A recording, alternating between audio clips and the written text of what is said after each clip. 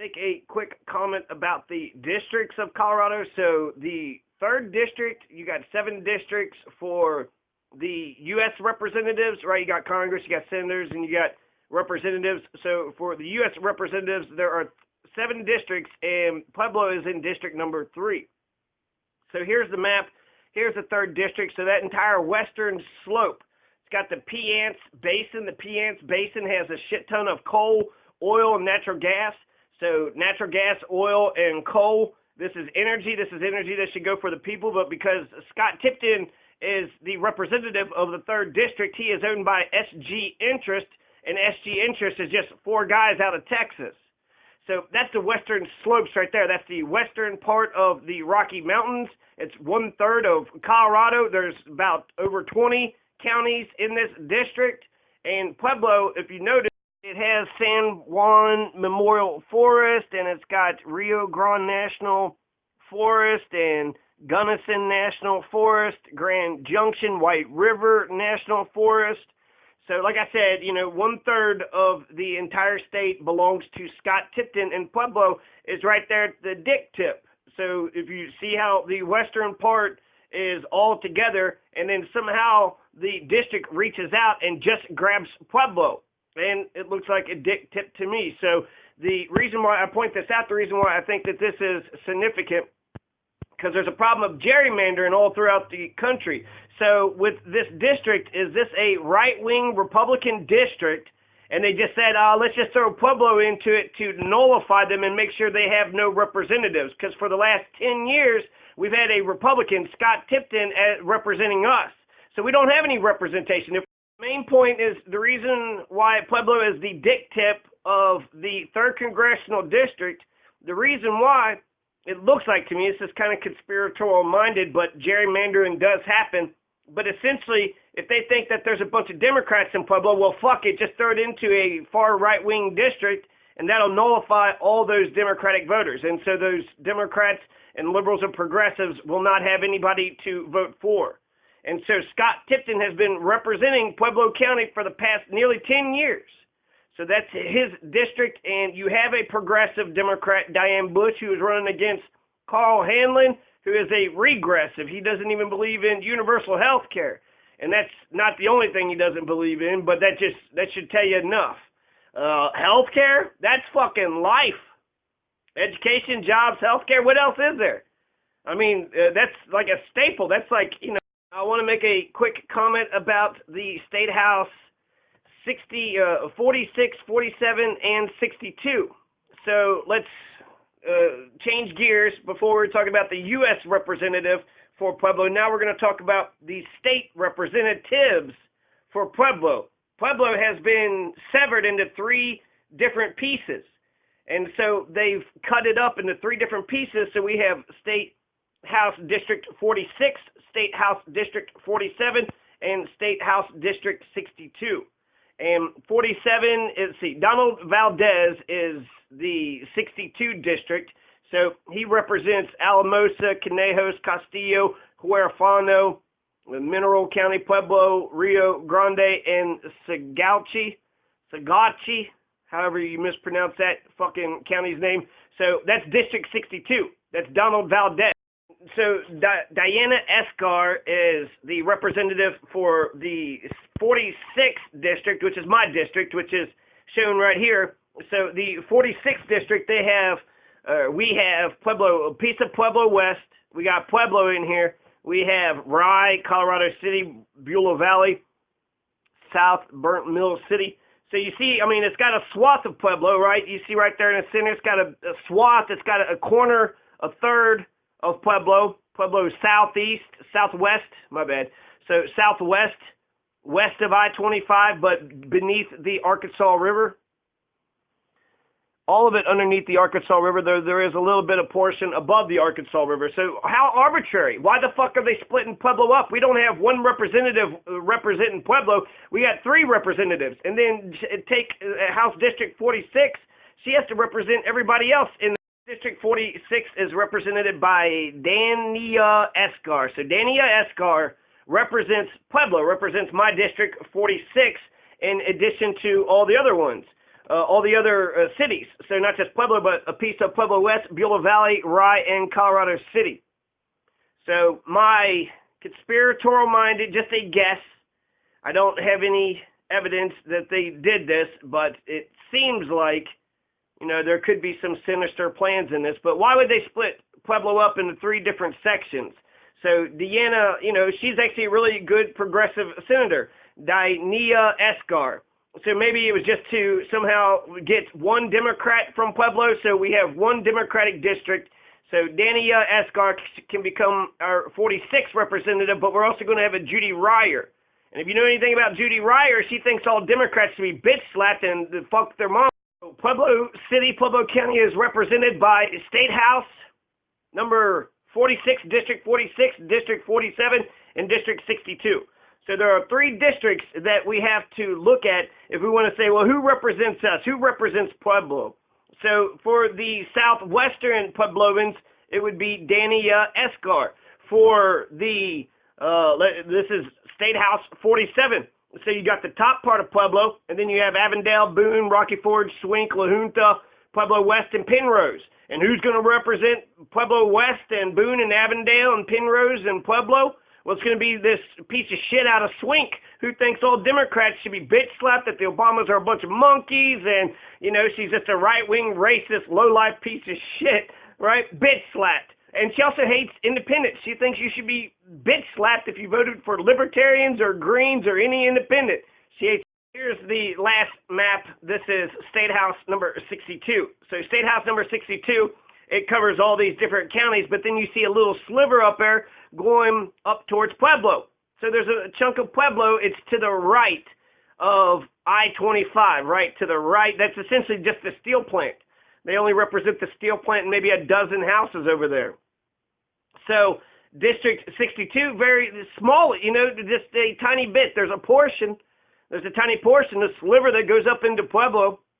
So Donald Valdez does represent some of the Pueblo people, but not most of them. Most of the Pueblo people have nothing to do with Donald Valdez. Donald Valdez has to worry about Rio Grande County, Mineral County, Alamosa. Look at all these counties. Sagauchi County is huge. He's got to worry about all these counties, and they actually are very progressive counties. So again, did they carve out 62 and 40?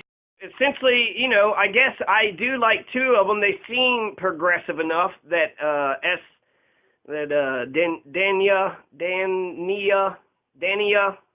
Escar and Donald Valdez seem progressive enough. But did they chop it up? Because instead of just making sure there's only one, right, making sure that there's 2 progressives, they're going to make sure that there's 1 Republican. So dice it up, get the Republicans in the corner, right? You got Pueblo West, you got Penrose, Boone, Avondale, you got Rocky Ford and Chirol and La Junta and Swink. So they made sure there was a district that was carved up out of Pueblo that they could turn into a Republican representative. Why can't we just have 1 representative for all of Pueblo? Why do we got to separate Pueblo into 3 different districts? Is it possible that somebody chopped Pueblo up in order to safeguard a Republican chair? I think it's possible and likely, and I think it's actually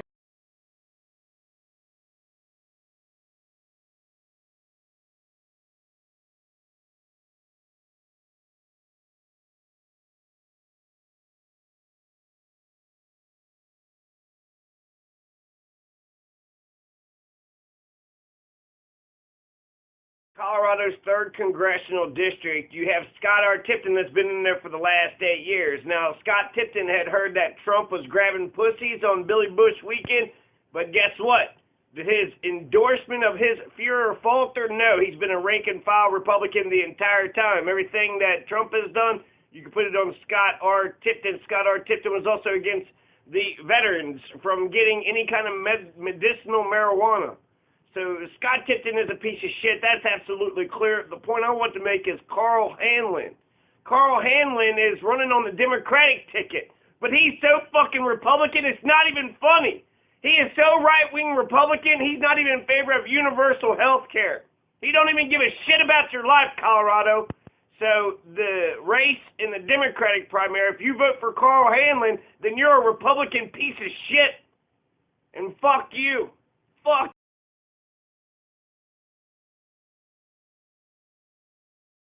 Diane Bush, what was she? Liberal, conservative? She says, I'm a Democrat. And I've seen many times that she's reached across the aisle and she's worked with the other side and nice, good, strong bipartisanship. You know where we're bipartisan? Not giving a goddamn about the poor or the homeless or the war. We have a bipartisan consensus to make sure we bomb the shit out of the entire world until the rest of our lives. So just being a Democrat isn't good enough. I want to know if you're a progressive. I don't give a fuck if you're a Republican, Democrat, Green, and I don't give a shit what the fuck you call yourself. A litmus test.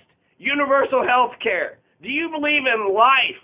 Our government hasn't given a shit about the American people's lives since its inception. We're cannon fodder for the war machine, and that's it. That's why we don't have universal health care. You know when Germany had universal health care? In 18...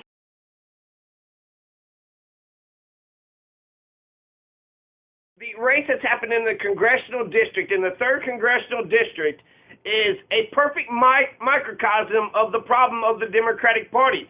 So what's the problem with the Democratic Party? Well, let's go back to the 2016 election. The problem is that the Democratic Party would rather work with Republicans than they would with progressives. They're so old and curmudgeon. The Democrats became the Republicans, and then the Republicans turned batshit fucking crazy. So if you're a fucking progressive, then you get my vote. If you're not a progressive, you don't get my vote. So let's take a look at Congressional District number 3. You got Carl Hanlon and you got Diane Bush. Diane Bush, who believes in net neutrality, who believes in peace, who's against domestic violence, who's in favor of universal health care. She talks about working class issue.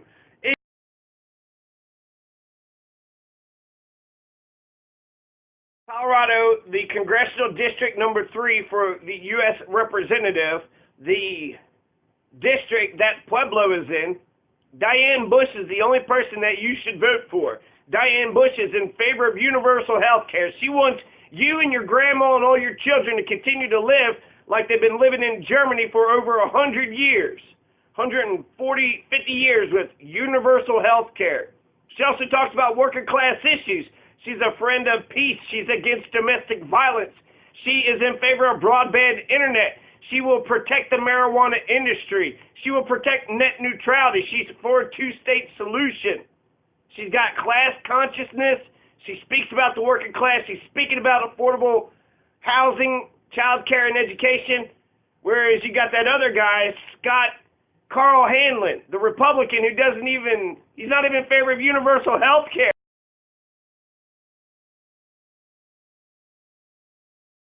Between Diane Bush and Carl Hanlon shows the problem, the precise exact problem with the Democratic Party all across the nation. Because with the Democratic Party, sometimes you get a Diane Bush kind of Democrat. Sometimes you get a progressive who's in favor of universal health care, talks about the working class, is class conscious, is a friend of peace. But then sometimes you get a Carl Hanlon kind of Democrat. Listen to him, read his stuff. He speaks and he acts like a goddamned ultra-right-wing Republican fast as fuck. Carl Hanlon doesn't even believe in universal health care. He doesn't believe you deserve life. Life, liberty, the pursuit of happiness, not through Carl Hanlon, that right-wing neoliberal corporatist fucking Republican. Why is he even running as a Democrat? Get the fuck out of the Democratic Party because the Carl Hanlons are ruining the Democratic Party just like they're ruining this country. And fuck.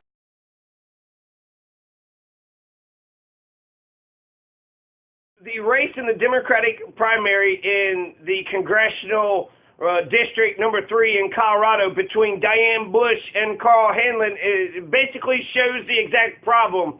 It's a microcosm of the entire nation. So Diane Bush is a progressive. She talks about working class people. She's class conscious. She's a friend of peace. She's in favor of universal health care. She's against domestic violence. She wants broadband internet. She believes in net neutrality. She's going to protect the marijuana industry. She's for a two-state solution, talking about affordable housing. But you see, Carl Hanlon is a Republican, a right-wing Republican fascist fuck who is pretending to be a Democrat. Why is he even running in the Democratic Party? He's a Hillary Clinton kind of Democrat. He doesn't even believe in universal health care. He has no character. He can't even hold a candle